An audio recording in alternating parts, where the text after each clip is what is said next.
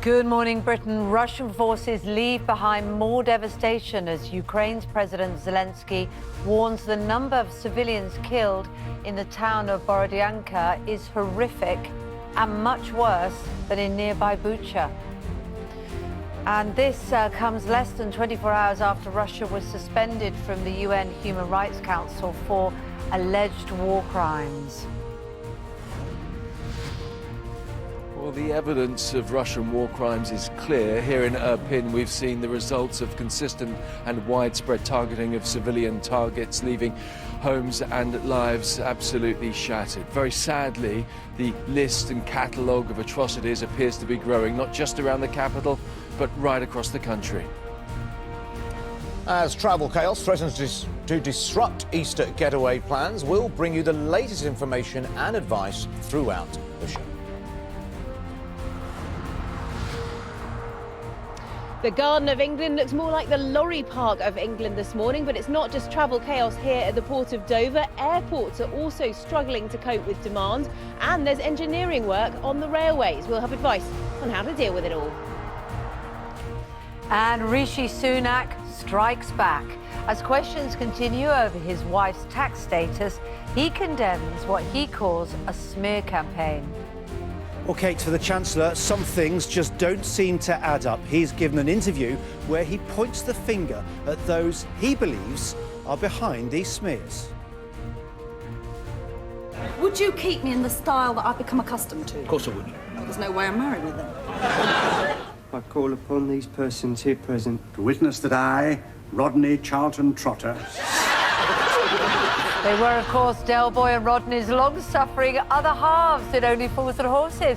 The actors behind Raquel and Cassandra reunite on stage, and we're going to chat to them about their UK tour later.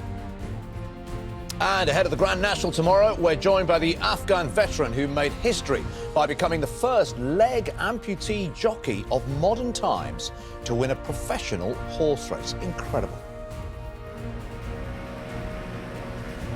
And I am here at Aintree, where they're getting the racecourse ready for the 45,000 people who are attending Ladies' Day. It's a story of sunshine and showers here, a chilly start to the day, but drier as we head into the weekend. I'll have all the details of that and more coming up on Good Morning Britain. Friday, 8th of April, 2022. Live from Television Centre in London. This is Good Morning Britain with Kate Garraway and Adil Ray.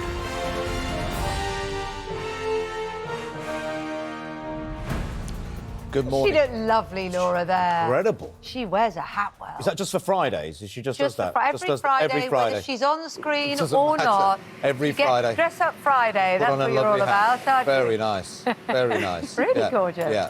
You can't see she's wearing trainers underneath that.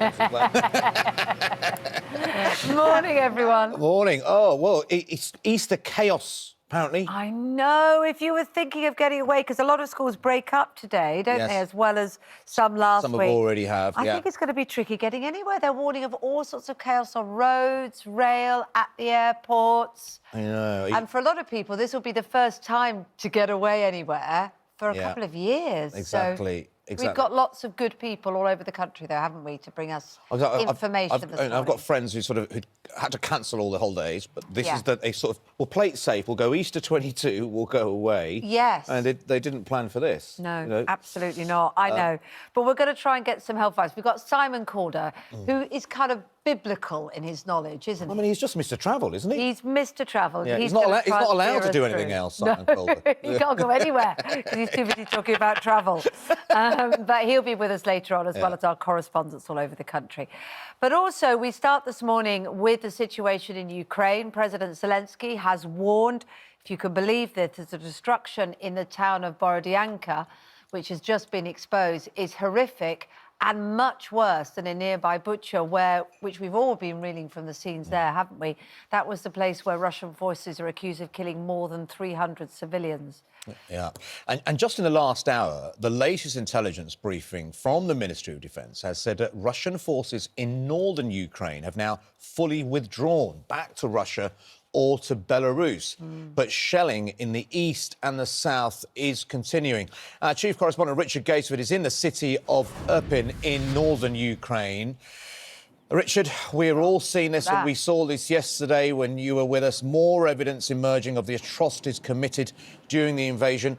Bit of a mixed picture, though, as we say, though. Some evidence of withdrawals from parts of Ukraine where you are, but when you look about the Donbass region, it looks like that's where they're making a lot of ground. What's the feeling where you are at the moment as to how Ukraine are coping with this war? Well, I mean, there is a delight, obviously, that they've managed to push the Russian forces out from around the capital back into Belarus, as you say. The Ministry of Defence saying this morning that they think those forces will regroup, then head to the east and head to the south. Let me tell you where we are right now. We're on that bridge that became quite famous in Irpin, the one that the Ukrainians blew up to stop the Russians getting into